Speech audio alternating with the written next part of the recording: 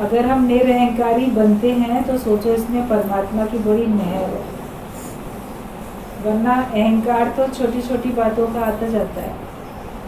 आपको लगता है कि आपके अंदर का अहंकार समाप्त हो गया, तो उसमें भगवान के शुक्राने गाओ, शुक्र है परमात्मा तेरी कृपा है जो अभिमान मुझे तंग नहीं करता।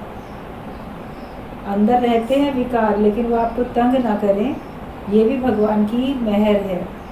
तो हर बात में भगवान के शुक्राने जो गाएगा वो कभी अहंकार में फिर अटकेगा नहीं। जो शुक्राने में नहीं रहेगा उसको किसी न किसी चीज़ का कभी ना कभी अभिमान आता ही जाएगा। वो अपने को कुछ मान लेगा, मैंने किया ये मान लेगा वो। तो सुंदरता, जवानी, पैसा, इन सब का अहंकार करते हो, पर ये सब पदार्थ हैं, सब जा सकते हैं, सदा रहने वाले नहीं है। आपकी सुंदरता भी सदा रहने वाली नहीं है। बच्चा छोटा होता है कितना भोला भाला मासूम, कितना सुंदर लगता है, बड़ा होता जाता है धीरे धीरे, यंग एज में आके अलग प्रकार से उसकी सुंदरता दिखाई देती है। लेकिन अगर वो अहंकार करे कि मैं कितना सुंदर हूँ, तो वो सुंदरता ओल्ड एज में ख़त्म हो जाती है। अपने कुछ साल पुराने फ़ोटो आप देखोगे तो फिर आप उसमें डिफरेंस पता चलेगा। अपने को नहीं पता चलता, रोज़ परिवर्तन होता है। जो कई दिनों बाद आपको देखते हैं तो उनको परिवर्तन पता चलता है। आप कई दिनों बाद किसी को देखते हो, अरे तुम तो बड़े लंबे हो गए, बच्चों से बोलोगे ना तुम्हारी तो हाइट बहुत बढ़ गई, तुम तो पहले से अब ऐसे दिखते हो, जैसा भी वो दिखता होगा वैसा बोलोगे। जो रोज़ उसके घर में रहते हैं, जो रोज़ घर वाले देखते हैं, उनको अंतर इतना पता नहीं चलता, तो काफ़ी दिन बाद देखता है उसको तुरंत पता चलता है। तो सुंदरता का अभिमान क्या करना। एक बीमारी आती है, आपकी सुंदरता खत्म हो जाती है। ओल्ड एज आई, आपकी सुंदरता खत्म हो गई। चिंताएं हैं तो आपकी सुंदरता खत्म है। बीमारी भी नहीं है, ओल्ड एज भी नहीं है, लेकिन आप हमेशा दुखी रहते हो, हमेशा चिंता में रहते हो, तो चिंता से चेहरा घटे बुद्धि और ज्ञान। चिंताएं करने से आपके चेहरे की चमक खत्म हो जाती है, सुंदरता खत्म हो जाती है, और आपकी बुद्धि भी घट जाती है, ज्ञान भी नहीं याद रहता। ज्ञान तो भूला तभी तो चिंता करते। अगर ज्ञान याद रहता तो चिंता ही क्यों करते। और बुद्धि भी काम नहीं करती है। जो बहुत चिंता करता रहता है वो कोई निर्णय नहीं ले पाता, उसकी बुद्धि नहीं काम करती है, उलझी बुद्धि हो जाती है। तो इसीलिए सुंदरता का अभिमान किया, बुद्धि का अहंकार किया, किसी भी चीज़ का अहंकार किया, वो तो जा ही सकती है, चली ही जाती है। पैसे का अभिमान करते हो, पैसा भी चला जाता है, सदा नहीं रहता। तुम्हारे घर में मान लो है, लेकिन तुम्हारे अधिकार में नहीं रहता। कभी ओल्ड एज में आके आपके घर की सारी बागडोर जो यंग जनरेशन है, बेटे पोते, वो सब संभाल लेते हैं। तो है आप ही का, मकान भी आप ही का, सब कुछ आपका है, मगर तो भी उसको खर्च करने का अधिकार तुम्हारा नहीं रहता। कई हमने घरों में ऐसा देखा, अपने ही पैसे को वो नहीं खर्च कर पाते। ओल्ड जो लोग होते हैं, परमिशन लेके उनको करना पड़ता है। या पैसा आजकल तो एटीएम वगैरह है, तो उनसे कोई साइन भी नहीं कराने, कोई चेक नहीं बनवानी, भरवानी नहीं, कोई साइन नहीं कराने। एटीएम से पैसा वही लोग निकाल के लाते, उन्हीं की पेंशन का पैसा आ रहा है, जो कि वही लोग बेटे पोते निकाल के लाएंगे और उसको नहीं देंगे। वो बड़ी मुश्किल खर्च करेंगे, उसको खर्च करे तो पहले बताए मुझे यहाँ करना है, फिर वो लोग परमिशन दें तब वो करे। तो धन भी तुम्हारे हाथ में सदा कहाँ रहता है खर्च करने के लिए। कोई बाहर से रोकने टोकने वाला नहीं है, तो तुम्हारा मन रोकता टोकता है। या कहीं मान लो परिवार वाले नहीं होते हैं, तो जो सर्वेंट होते हैं और लोग होते हैं वो निगाह रखते हैं।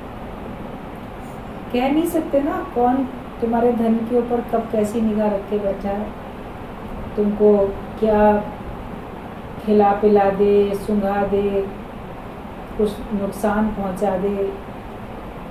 बातों में हेर फेर करके भी कितने, हिप्नोटाइज करके भी कितना ले लेते हैं। गलत फ़ोन करके उसमें से बात करके आपको बेवकूफ़ बना देते हैं।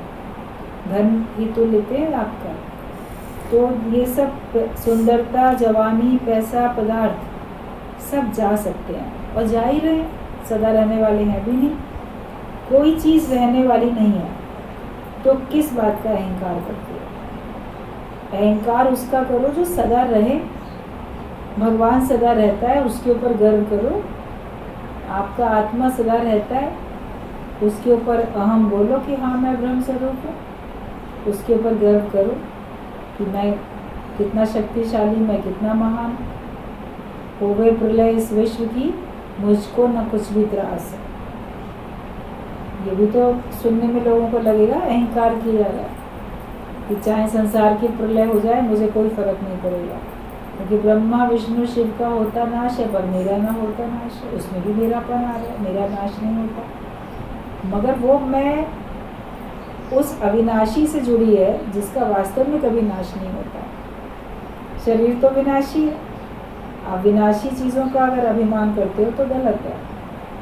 अभिमान उसका अगर करो जो सदा रहने वाला है तो भी कोई बात है। लेकिन फिर अभिमान दूसरे के सामने करोगे, जब अपने आप को आपने ब्रह्म जाना, आत्मा जाना, तो दूसरा भाव खत्म हो गया तो भी क्या अहंकार करोगे? किसके आगे? क्योंकि दूसरा है ही नहीं। अभिमान तो दूसरे को दिखाने के लिए करते हो ना, दूसरे के लिए करते हो अहंकार। लेकिन जहाँ दूसरा भाव नहीं है तो वहाँ अहंकार भी खत्म हो जाता है। अगर हमने भगवान को पाया तो किसी के ऊपर क्या एहसान किया? हमने अपना भला किया। तो कोई भी चीज़ रहने वाली नहीं है, तो किस बात का अहंकार करते हो? सब जगह भगवान देखोगे तो शांति आएगी। जब सब तरफ तुम भगवान ही भगवान देखोगे तो तुमको शांति आ जाएगी। प्यार की खोज करो, सर्वत्र परमात्मा देखो और हर जगह ना प्रेम की खोज करो। हम जिस चीज़ को खोजते हैं वो हमको मिल जाती है, तो हम प्रेम की तलाश करें। अपने अंदर भी प्रेम खो चुका है, अपने भीतर भी उसकी तलाश करो। और प्रत्येक के अंदर प्रेम है, लेकिन तुम उसकी खोज करके उसको प्रकट कर लो। धरती के अंदर पानी है, उसकी खोज करके कि यहाँ से पानी इतने फुट पे निकल सकता है, पता चलता है यहाँ है पानी, तो उसको खुदाई करके निकाल लेते हैं। खोज कर लेते हैं यहाँ पर हैं तेल के कुएँ, तो वहाँ से पेट्रोलियम पदार्थ सब जैसे मिल जाता है। तेल के कुएँ होते हैं जहाँ पर खोज करनी पड़ती है ना, जहाँ है वहाँ पे खोज लेते हैं। हर जगह नहीं होते, लेकिन जहाँ जिस धरती के अंदर होते हैं। खान किस चीज़ की है? कहीं कोयले की, कहीं सोने की, कहीं चांदी की, किस किस चीज़ों की खानी होती है, लोहे की, तो वहाँ से चीज़ मिलती है। तो खोज करके फिर निकालते हैं ना। तो खोज करो, सबके अंदर प्रेम है, लेकिन बस तुमको उसको प्रकट करना है। तुम्हारे लिए तो फिर हो ही जाएगा प्रेम। तो प्यार की खोज करो जगत में, और जो चीज़ आप दूसरे से पाना चाहते हो वो पहले अपने अंदर उसका खजाना भरो और वो दो। जो दोगे वो पाओगे। आप प्रेम दोगे तो प्रेम पाओगे। अभिमान करोगे तो बदला में दूसरा भी अभिमान करेगा। आप किसी को अपमानित करो तो दूसरा भी मौका पड़ने पे आपको अपमानित करेगा। आप किसी को बंधन में डालो तो दूसरा भी आपको बंधन में डालेगा। लेकिन तुम सबको प्यार बांटते चलो, प्रेम देते चलो, और बिना किसी शर्त के। प्रेम बेशर्त दान है, उसमें कोई शर्त नहीं होती है कि मैं दूंगा तो तुम्हें ऐसे ऐसे करना पड़ेगा। आपका स्वभाव है देना, आप दे रहे। और पदार्थ आप सड़क पे जाके, मंदिर में जाके, किसी तीर्थ में या किसी और जगह पे जाके आप दान दे के आते हो, तुम आप कोई शर्त लगाते हो क्या उन लोगों से? आप तो बस दे के चले आते हो, डोनेशन दे के चले आए, दान दे के चले आए। उसमें कोई शर्त थोड़ी रखते हो कि पंडित जी मैंने तुम्हें ये वस्तुएं दान में दी है ना, इसका ऐसे ऐसे उपयोग करना, वैसे मत करना। तो आपने तो दे दी, कोई शर्त थोड़ी रखी। लेकिन प्रेम देते हो किसी को तो शर्त रखते हो, मैं तुमको प्रेम दे रहा हूँ, पलट के मुझे भी देना पड़ेगा। मैं तुम्हारी मदद करता हूँ, पलट के तुमको भी करनी पड़ेगी। मैं तुमको पूछता हूँ, तुम्हें पूछना पड़ेगा। मैं मुसीबत में तुम्हारे साथ खड़ा हूँ, तुम्हें भी खड़े होना पड़ेगा टाइम पे। तो ये शर्त लगा के आप अच्छा काम करते हो तो वो तो व्यर्थ है। अपना स्वभाव ऐसा बनाओ कि आपको अच्छा कार्य करने में, दूसरे की मदद करने में दूसरे को प्रसन्न करने में आपको प्रसन्नता मिले। बिना शर्त के आप सबको प्रेम देते जाओ तो आप देखोगे सारी सृष्टि तुमको प्रेम करती है। सारे ज्ञान का एक शब्द में अर्थ है नम्रता। पूरा इतना बड़ा ब्रह्म ज्ञान है, उसका अर्थ अगर एक शब्द में हम जानना चाहें तो वो नम्रता है। अगर नम्रता में तुम रहते हो तो तुम समझो ज्ञानी हो। जितना तुम ज्ञानी हो उतने ही तो तुम नम्रता कर पाओगे, उतना ही तुम झुक पाओगे। कहते ज्यों झुक जाए फल वाली डाली, जीवन ही ऊपर डाला। जैसे कोई फल वाली डाली झुक जाती है तो उस ऐसा जीवन गुरु ने हमारा बना दिया। डालियों में फल लग जाते हैं, वो भारी हो जाते हैं, फलों से, उनके बोझ से वो डालियाँ झुक जाती हैं। हमारे अंदर सद्गुण इकट्ठे हो जाते हैं तो उनके कारण से हमारे अंदर नम्रता आ जाती है, हम झुक जाते हैं। और जब हम झुकेंगे, डालियाँ झुकी हैं तो कोई उनके फल तोड़ भी सकता है आसानी से। तो आप नम्रता भाव में रहते हो तो कोई आसानी से आपके अंदर के सद्गुणों को अपने जीवन में उतार सकता है। अगर कोई व्यक्ति अहंकारी है और उसमें कुछ अच्छाइयाँ भी हैं, लेकिन वो अहंकार में अकड़ा खड़ा है, तना खड़ा है, तो उसकी अच्छाइयों को कोई नहीं अपनाना चाहता, क्योंकि वो अहंकारी झुका हुआ नहीं है। लेकिन जो नम्रता भाव में है, झुका हुआ है, तो उसके अंदर की अच्छाइयों को भी लोग अपनाना चाहते हैं, उसके बाद ही अपनाएंगे। ये बड़ा प्रेम वाला है, ये बड़ी नम्रता करता है, हमको भी ऐसी करनी चाहिए। इसलिए ना फिर ये अच्छाई, तब उसकी अच्छाई हम खोजेंगे, हमको दिखेगी। अहंकारी की अच्छाई हमको दिखेगी तो हम कैसे उसको खोज करके देख पाएंगे और अपने में उतार पाएंगे। तो अपने को हमें झुकाना है नम्रता भाव में। ज्ञानी सब कुछ भगवान का ही समझता है और सब भगवान ही है ऐसे समझता है। गुरु और शिष्य भी नहीं है, जो तू है सो मैं हूँ, जो मैं हूँ सो तू। ना कोई गुरु है ना कोई चेला। आप गुरु बनोगे तो गुरूर आएगा, घमंड आएगा, मैं गुरु हूँ, ये मेरे चेले हैं, अब इनको अपनी आज्ञा में चलाओ, इनको डांटो डपटो, इनसे सेवाएं लो। आप अहंकारी बनते चले जाओगे। लेकिन ना कोई गुरु ना कोई चेला, जो तू है सो मैं हूँ, जो मैं हूँ सो तू है। जब ये भाव रखोगे तो तुम्हारे अंदर नम्रता हमेशा बनी रहेगी और तुम ज्ञानी हो सकोगे तभी। अहंकारी व्यक्ति कभी ज्ञानी नहीं हो पाता है, निरअहंकारी ही ज्ञानी हो सकता है और वो ही परमात्मा को पा भी सकता है। तो गुरु भी निरअभिमानी हो और शिष्य भी निरअभिमानी होना चाहिए। जो ज्ञान दे रहा है उसको भी अहंकार नहीं होना चाहिए और जो ज्ञान ले रहा है उसे भी अहंकार नहीं होना चाहिए। आप सोचो कि देने वाले को तो अहंकार होगा, लेने वाले को कैसे अहंकार होगा? मगर थोड़ी खोज करोगे तो पता चलेगा शिष्यों के अंदर भी बड़े अहंकार होते हैं। ज्ञान ले रहे हैं उसके बावजूद उनको अहंकार है। हम आए तुम्हारे पास, हमने सुना, हमने तुम्हारा नाम किया, हमारे कारण से तुम्हारा नाम होता है, या हम तुम्हारी सेवा में रहते हैं, हम ज्ञान को उठा रहे हैं, हम देखो तुमसे ज़्यादा अच्छा ज्ञान उठाए ले रहे हैं। मन तुलना करता रहता है तो ये अहंकार करता है। तो ना शिष्य के अंदर अहंकार हो ना गुरु के अंदर हो। और गुरु के सामने मान लो नहीं भी करेगा कोई अहंकार, ज्ञानी बन के सारे संसार के सामने अहंकार करेगा। तुम लोग सब अज्ञानी, देखो मैं तो ज्ञानी हूँ, मैं तो सत्संगी हूँ, मैं तो रोज सत्संग जाता है। इस बात का भी बड़ा अहंकार हो जाता है शिष्यों को। तुम तो कभी कभी जाते हो, हम तो रोज जाते हो। रोज जाते हो तो भगवान की कृपा है, तुमको अवसर देता है परमात्मा। तुम्हारे शरीर के शुक्राने गाओ, तुम रोज आ पाते हो। अपने मन के शुक्राने गाओ, तुम्हारा मन रोज तुमको ले आता है। और लोग क्यों नहीं आते रोज? या तो उनका तन ठीक नहीं है या उनका मन नहीं चाहता आने। तन रुकावट डालता है या मन रुकावट डालता है, या वो अपने बंधन काट ही नहीं पा रहे, अभी इतनी हिम्मत नहीं है, परिवार वाले रुकावट डालते हैं। लेकिन उसमें भी मन कारण है। अगर आपका मन होगा तो आप सारे बंधनों को काट के आ सकते हो। जिसने ठान लिया वो आ सकता है। तो अपने मन के शुक्राने गाओ, तन के शुक्राने गाओ, परमात्मा के शुक्राने गाओ, गुरु के शुक्राने गाओ। गुरु तुम्हारा प्रेम मुझे खींच के लाता है। ज्ञान की जो एक शक्ति है, मैं इससे आकर्षित होता हूँ। ज्ञान से जो मेरे मन में अच्छी अनुभूति आई है, सबका प्रेम मुझे खींच के लाता है।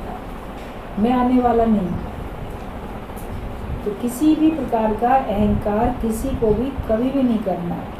अगर तुम गुरु हो तो भी तुम्हें अहंकार नहीं करना, अगर तुम शिष्य हो तो भी तुमको अहंकार नहीं करना। तो ऐसा ना कहो कि देखो मैं तो ना सच्चा भक्त हूँ, मैं पक्का भक्त हूँ, मैं फर्स्ट नंबर का शिष्य हूँ। ये भी अहंकार आ जाता है।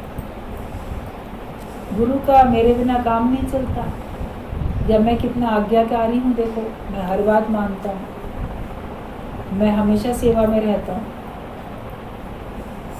तो ऐसा भी नहीं बोलो। ये भी अहंकार तुमको गिराएगा, कहीं ना कहीं ये अहंकार तुमको फिर गिरावट में लेके आएगा।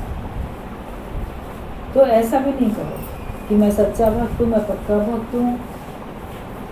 किसको कहते हो, क्यों कहते हो? वो तो अच्छी बात है ना तुमको, तो तुमको देख के और भी सच्चे और पक्के बने। ये सब भगवान की मेहर है। अगर तुम सच्चे और पक्के बने भी हो तो ये सब भगवान की मेहर है। जो तेरे अंदर ज्ञान पक्का कराता है, तुम्हारे अंदर ज्ञान अगर पक्का हुआ, तुम्हारे अंदर सच बस गया, आगे झूठ चला गया, ये सब भगवान की कृपा है। भगवान तुम्हारे पास परीक्षा भेजता है और ये तुम्हारे भाग्य की निशानी है कि तुम्हें परीक्षा के योग्य समझा। तुम उस परीक्षा में बैठने के लायक हो, तभी तो तुम परीक्षा में बैठ पाओगे। अगर तुम परीक्षा में बैठने के लायक नहीं हो तो तुम नहीं बैठ पाओगे। परीक्षा में तुम नहीं बैठ सकते हो। कई सारे ऐसे कंपटीशन होते हैं, एंट्रेंस एग्ज़ाम होते हैं, परीक्षाएं होती हैं, उसमें बैठने के लिए भी तुम्हारी कोई क्वालिफ़िकेशन होती है ना, कि ये वाली क्वालिफ़िकेशन तुम्हारे पास होगी तब तुम इस वाले टेस्ट, इस वाले एग्ज़ाम में बैठ सकते हो।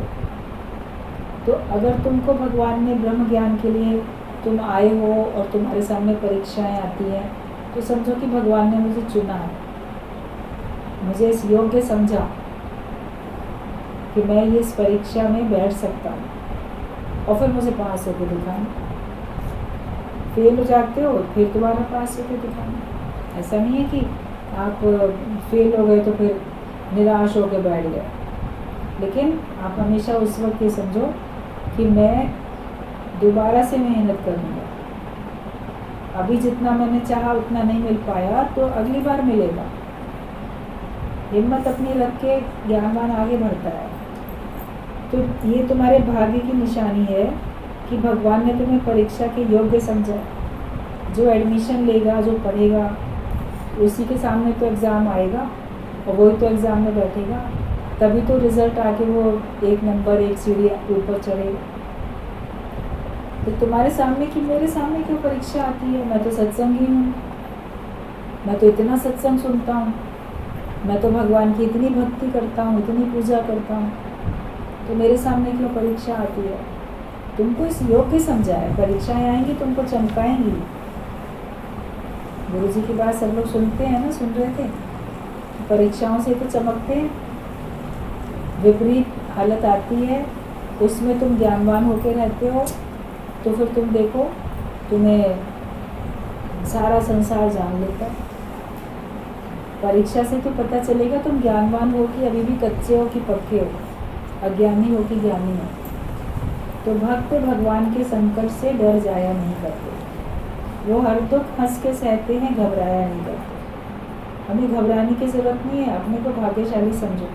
लोग मेरे सामने परीक्षा आ रही है, लोग कहेंगे तुम तो सत्संगी हो, तुम तो पूजा पाठ वाले भक्त हो, तुम्हारे आगे क्यों कष्ट आ रहे? बोलो हम मजबूत हैं, हमारे यहाँ कष्ट इसलिए आते हैं ताकि हम तुम्हें दिखा सकें। अगर कष्ट नहीं आएंगे तो बोलोगे इनको तो पढ़ी ही नहीं बात, इन्हें क्या पता। हमारी जिसके ऊपर पड़ती है वो जानता है, जिस पे विपत्ति आती है वो समझता है। पड़ गई तुम्हारे सामने विपत्ति समस्या तो बोलेंगे क्यों आई? नहीं आएगी तो दुनिया वाले बोलेंगे इन पे आती कहाँ है जो इनको पता हो, आए तो पता चले, इनको दुख आए तो इनको पता चले, इनको ये अपमान करे तो इनको पता चले, फिर आता है तो इन पे आया। जगत वालों की बातों पर ध्यान नहीं दो, अपने को भाग्यशाली जानो कि परीक्षा भगवान तुम्हारे पास भेजता है, ये भाग्य की निशानी है कि तुम्हें परीक्षा के योग्य समझा। जो परीक्षा हॉल में बैठने दिया, हर समय हमें सजग रहना, हमें सुजाग होकर रहना, झूठ में नहीं रहो, सत्य में रहो। हमको अगर कोई झूठा भोजन देता है तो वो खाना अच्छा लगता है क्या? आप नहीं खाना चाहते? देखो उसने ना अपना झूठा मुझे दे दिया, तुम भी तो सच्चा, साफ सुथरा, सच्चा ऐसे खाना चाहते हो। तो जैसे उस भोजन से तुम परहेज करते हो, तो जगत भी तो झूठा है, इसको क्यों अपने अंदर लेके जाते हो?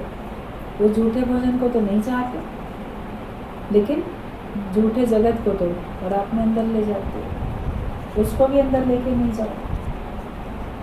अब तो सच ही हमारा जीवन है, जिंदगी सच में ही गुजरती है, सच ही हमारा जीवन है, जिंदगी सच में गुजरती है, यही केवल बात पक्की करो। तो कोई झूठा भोजन दे तो नहीं खाओ, कोई झूठे संसार की बातें बताए तो वो मन को मत खिलाओ। तुम्हारे सामने जो कुछ भी हालत आती है सब भगवान की तरफ से आती है। Everything comes from God. राजी रहा रजा ते तुझे सदाई सतगुरु। मतलब सिंधी की कोटेशन है कि तुम्हारी रजा में हमेशा राजी रहें गुरु, और कभी भी किसी भी कारण से अपने दिल को हम अडोल ना करें, मतलब डोलायमान ना करें, अपने दिल को हम स्थिर करके रखें। हमारा मन किसी भी कंडीशन में हलचल में ना आने पाए। जब राजी रहोगे तो हलचल में नहीं आएगा, जब स्वीकार नहीं करते हो कोई परिस्थिति को तभी तो मन हलचल में आता है। तो हर हालत में तुम एंजॉय करो, जो भी तुम्हारे सामने परीक्षा आती है, जो भी परिस्थिति होती है, हर हालत में तुमको एंजॉय करना है। तुम अपना घर और अपना जीवन धर्मशाला बनाओ, उदारचित बनो। हर चीज़ तो इधर ही छोड़ के जानी है, कोई चीज़ साथ लेके जा नहीं सकते। तुम अपने पूरे जीवन को ही धर्मशाला बना लो और अपने घर को भी धर्मशाला बना लो। तुम्हारे घर में सब आए, सब सुख लें। तुम्हारे जीवन में जो जो आए उसको लगे कि मैं जैसे किसी बहुत अपने प्रिय के पास आया हूँ और उससे तुमसे उसको सुख मिले, उसको भी लगे कि हाँ ये मेरा सबसे प्रिय है, सबसे मेरा एकदम नज़दीकी है ये। तो अपने जीवन को धर्मशाला बनाओ। धर्मशाला में तो कोई भी जाके सुख ले लेता है, तो तुम्हारे संपर्क में आके कोई भी ज्ञान प्राप्त कर ले, कोई भी सुख ले ले। भेदभाव नहीं रखो, मैं अपने वालों को मदद करूँगा, मैं अपने वालों को ज्ञान सुनाऊँगा, सभी अपने हैं, पराया कौन है। अगर आप ये समझ जाओ कि हैं ही सब अपने, क्योंकि भगवान मेरा है, सब भगवान के, इसलिए मेरे सब अपने, मैं सबको अपना समझता हूँ, तो तुम्हारा जीवन जैसे धर्मशाला बन जाता है। और तुम्हारे घर में भी कोई भी आके रह सके, इतना उदारचित भी बनो। वैसे भी हर चीज़ यहीं छोड़ के जानी है। हमारा तो सत्संगी आएगा घर में और तुम पूछने लगोगे कितने जन हमारे पास आएंगे। कोई गुरु के पास तो सत्संगी आते हैं, रुकते हैं। मान लो कहे, गुरु ही कहे तुम्हारे पास सत्संग होगा या तुम दूसरे शहर के सत्संगी आएंगे, उनको अपने घर में रख लेना।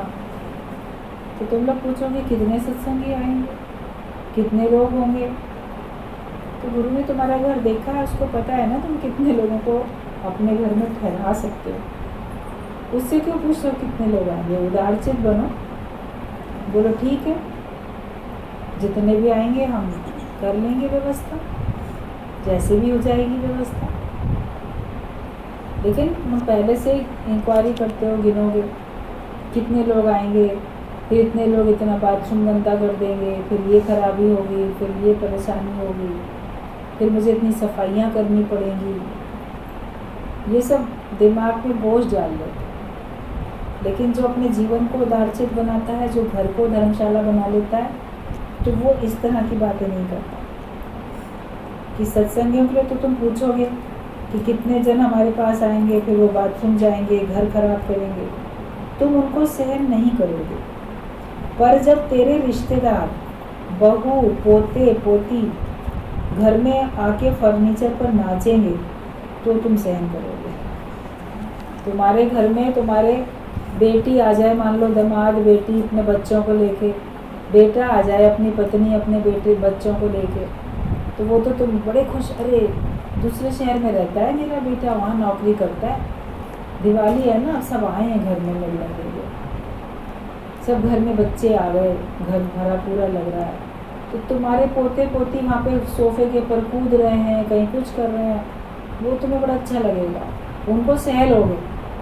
लेकिन सत्संगी आके कोई बैठ के थोड़ा सा भी नुकसान बाई चांस हो तो जानबूझ के, तो सब ग्रोन अप में बड़े हैं, तो जानबूझ के नुकसान थोड़ी करेंगे तुम्हारा, लेकिन फिर भी होगा तो तुम्हें परेशानी हो जाएगी। अपने परिवार वालों के लिए तुम जुट जुट के काम करोगे, सवेरे से जल्दी उठ के रात तक, नाश्ता खाना और बहुत कुछ, घुमाना भी उनको, बहुत कुछ, तन मन धन से पूरा न्यौछावर रहोगे, उसमें तुम्हें थकान नहीं लगेगी। उनके चले जाने के बाद, मेहमानों के चले जाने के बाद जो घर फैल जाएगा, उसको ठीक करने में तुमको थकान नहीं लगेगी।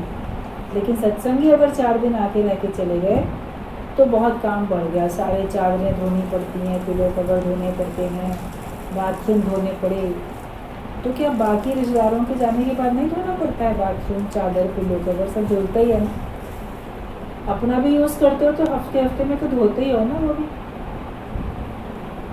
हॉस्पिटल में तो रोज़ चादर बदली जाती है, होटल में रोज़ बदली जाती है चादर, अच्छे अच्छे होटल में। लेकिन तुम अपने घर में कम से कम हफ्ते में 1 दिन तो अपनी बेडशीट, बेड पिलो कवर ये सब धोते ही हो। तो उसमें क्या बोलते, बड़ा काम बढ़ गया, मैं रोज़ इस पर लेटा, मुझे धोना पड़ गया। अपना काम करने में तो खुशी है। तो जब सर्वत्र अपना आप हो जाए तब तुम्हें खुशी मिलेगी। तो तुम अगर सह नहीं पाते सत्संगियों को और रिश्तेदारों को तो सह लेते हो, तो तुम उदारचित नहीं हो, तुम्हारा घर और जीवन धर्मशाला नहीं है, तुम आसक्ति रहित नहीं हो। इसलिए आसक्ति रहित बनो और उदारचित बनो। गुरु तुम्हारी चीज़ नहीं लेगा, पर तुम्हारे अंदर जो मैं मेरे की आसक्ति है उसको लेता है, उसको निकालता है। तुम्हारे अज्ञान पे उसकी नज़र है कि कितना इसके अंदर अज्ञान भरा पड़ा है, गुरु की इस बात पे नज़र होती है, और वो तुम्हारे अज्ञान को दूर करने के लिए तुम्हें लपड़ भी मारेगा। अब कभी उसको शक्ति भी करनी पड़ी तो तुम्हारे अज्ञान को दूर करने के लिए वो कैसे भी शब्द तुमको बोल सकता है, तुमको लिटरली हाथ से भी थप्पड़ मार सकता है तुमको सुजाग करने के लिए। रामकृष्ण परमहंस ने तो खड़ा उठा के मार दी रानी के सर पे, क्योंकि देखा ये अज्ञानता में जा रही है, सत्संग में मन न लगा के मन कहीं और लगा रही है इस समय बैठ के। तो सत्संग बोलते बोलते वो खड़ाऊ लकड़ी की पहनते थे, जहाँ बैठे थे वहीं उतार के रखी थी, अपने उठाई खड़ाऊ फेंक के मारी, लगी माथे पे, खून बहने लगा। तो तुम्हारे अज्ञान को दूर करने के लिए तो गुरु तुम्हारे एक थप्पड़ भी मार सकता है, खड़ाऊ भी मार सकता है, तुमको कैसे भी कठोर शब्द बोल सकता है। लेकिन वो क्यों बोल रहा है कठोर शब्द? क्योंकि उसे तुम्हारे अंदर के अज्ञान को दूर करना है। तो उसकी नज़र तो तुम्हारे अज्ञान पे है और उसको दूर करने के लिए तुमको कैसे भी तुम्हारे संग व्यवहार कर सकता है।